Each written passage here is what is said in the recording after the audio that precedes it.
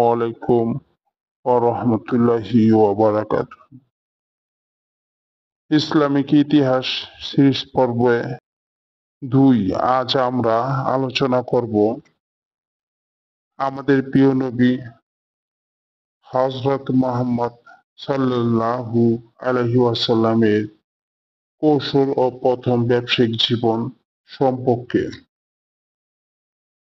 তার শৈশবের কষ্টের দিনগুলো থেকে ধীরে ধীরে তিনি কিভাবে মক্কার সবার প্রিয় ও বিশ্বস্ত একজন মানুষ হয়ে উঠলেন, সেটাই আজকের আলোচনার বিষয়। প্রিয় ভাই ও দিনী বোনেরা, আমাদের নবী হযরত মুহাম্মদ সাল্লাল্লাহু আলাইহি ওয়াসাল্লাম শৈশবে পিতা মাতাকে হারান।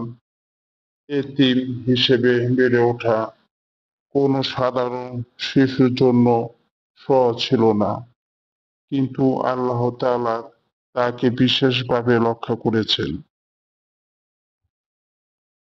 কৈশোরে তিনি অন্য ছেলেদের মতন খেলাধুলা, অলসতা বা অন্যায় কাজে কখনো জড়াননি, বরং তিনি ছিলেন আলাদা। মক্কার মানুষ তার মধ্যে দেখত নর্মতা, সততা আর সত্যবাদিতা। তিনি ছাগল চড়াতেন, ছোট ছোট কাজে অংশ নিতেন, আর এর মাধ্যমে জীবনে অভিজ্ঞতা অর্জন করতেন।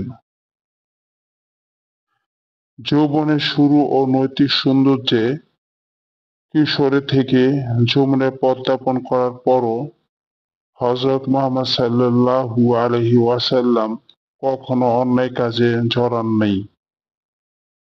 মক্কার সমাজ ছিল জাহেলিয়াত, অশ্লীলতা ও মূর্তি পূজার আঁধারে ভরা।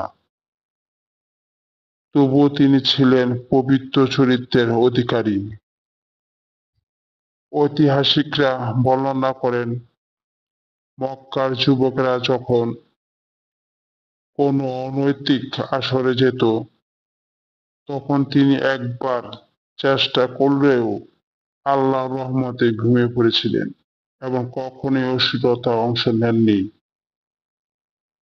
এভাবেই আল্লাহ তাআলা তাকে ভবিষ্যতে মহান দায়িত্বের জন্য প্রস্তুত করেছিলেন।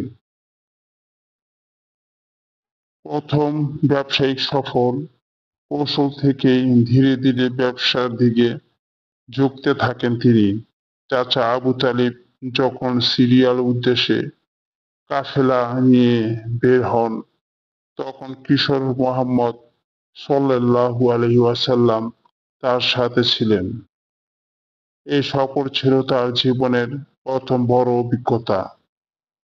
সিরিয়ার পথে বর্ষায় পৌঁছালে খ্রিস্টান রাহিব বুহাইরা তাকে দেখে চিনতে পারেন যে এই কিশোরী ভবিষ্যতের মহান নবী হবেন। এই সফরই প্রমাণ করে শৈশব ও কৈশোর থেকেই তিনি ছিলেন আল্লাহর বিশেষ পরিকল্পনার অংশ। আল আমিন উপাধি সময়ের সাথে সাথে তিনি ব্যবসায় জড়িত হন। তার প্রতিটি লেনদেন সততা, সচ্ছলতা আর সত্যবাদিতা ছিল অনন্য। যেখানে অন্যরা প্রতারণা করত, সেখানে মুহাম্মদ সাল্লাল্লাহু আলাইহি ওয়াসাল্লাম কারো অধিকার নষ্ট করতেন না। ফলে মক্কার মানুষ তাকে বলতো, শুরু করলো আল আমিন, অর্থাৎ বিশ্বস্ত।